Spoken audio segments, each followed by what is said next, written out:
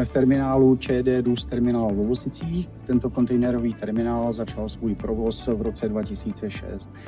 Už od roku 2006 používáme stroje Kalmar. Vybrali jsme si je pro jejich spolehlivost, pro jejich reference, které máme doporučené i od našich matek společnosti DUS, která provozuje v Německu více než 20 terminálů. Stroje Kalmar jsou pro nás spolehlivým partnerem, zároveň na ně máme výborný servis, který nám využí naprosto flexibilně a musím říct, že v provozu 24/7. I z toho důvodu jsme si tuto společnost vybrali.